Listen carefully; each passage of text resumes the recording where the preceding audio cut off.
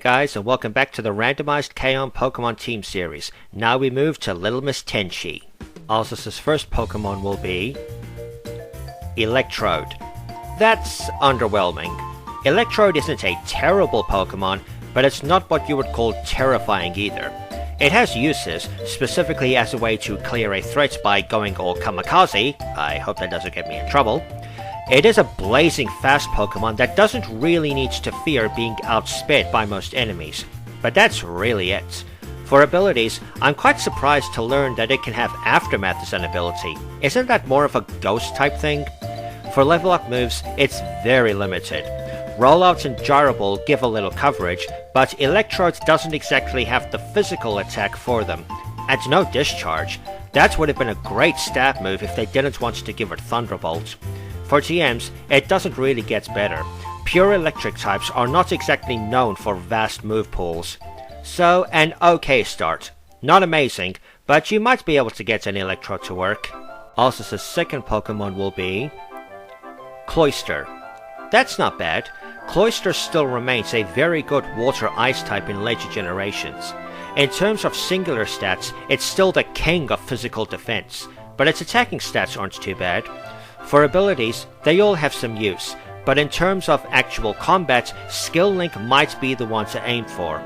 For level up moves, it's not as limited in earlier generations.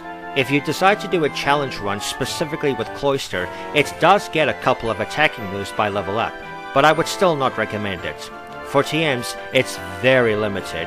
The only real coverage you get is Payback and Poison Jab, but any coverage is still appreciated. So a solid Pokemon to get.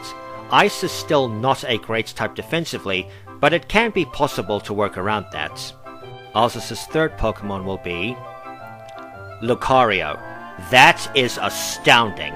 Not only is Lucario a fan-favorite Pokemon, and the only non-legendary, non-mythical Pokemon, to the best of my knowledge, to get its own movie, it's just a damn good Pokemon overall. Solid typing and great stats. It kinda mirrors Infernape in that it's a fast mixed attacker with reasonable bulk. For abilities, the only one I question is Justified. You might make it work against the AI since it's not always the smartest, but against human opponents, good luck. For level up moves, it's quite good. Aura Sphere and Close Combat are superb fighting stab, though which one you use depends on whether you prefer perfect accuracy or extra power.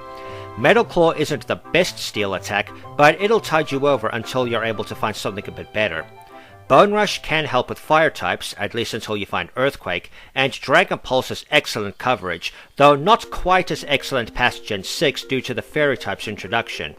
For TMs, it gets a few options. Psychic, Shadow Ball, and Shadow Claw for coverage, Rock Slide for more counters to fire types, Poison Jab, there's some stuff to work with.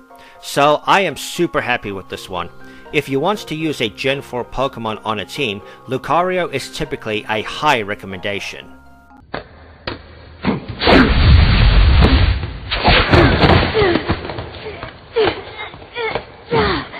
Why'd you do that? You snuck up behind me. That is always a mistake. Azusa's fourth Pokemon will be Chestnut. We have a starter. Not the most popular of the three, but Chestnut can put in some work.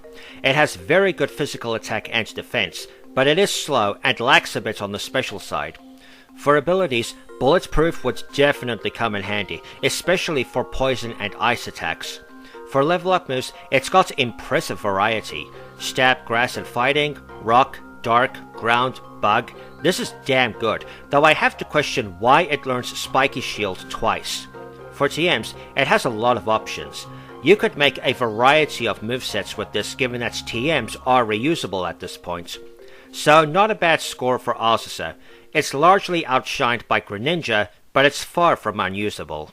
Azusa's fifth Pokemon will be Scolipede. I can't imagine Azusa would be too thrilled seeing a Scolipede in person, though I have not watched any of the black and white anime, so I have no idea how big one of them actually is. Its stats look pretty decent, high physical attack and speed, so it'll hit hard and pretty fast. For abilities, Poison Point seems the most useful, though Speed Boost is also good. For level up moves, there's good stab attacks here, plus Rollout and Pursuit for some coverage. For TMs, it opens up a little. Rock, ground, grass. You could make a decent moveset with this. So, a strong looking team member. This was the era where the bug type was getting better, and this thing could be used effectively. And Azusa's last Pokemon will be... Corsola. That's pretty okay. If anything, Corsola is a cute Pokemon that Azusa might like to use. It has pretty decent bulk, but it won't hit super hard. For abilities, you never want to end up with Hustle. Not only is the accuracy drop a problem, but Corsola's physical attack is so bad it would barely benefit from the boost. For level up moves, Bubble Beam is a decent water attack until you can get Scald or Surf, and getting Ancient Power and Power Gem plus Earth Power for coverage is great, even though, again, its physical attack isn't great. For TMs, it's alright. It gets the usual ice attacks, Psychic and Shadow Ball give nice coverage, and if you wanted them, the rock and ground attacks would also help. So, a great team member to have. It's not an unbreakable wall, but it gives Azusa's teams some solid defense. And that's it for Azusa's Gen 6 team. This isn't too bad. I feel Lucario would carry the team for the most part, but the other team members would help out. As always, please rate, comment and subscribe. Don't forget to follow me on X, consider backing me on Patreon, and remember to stay chilled.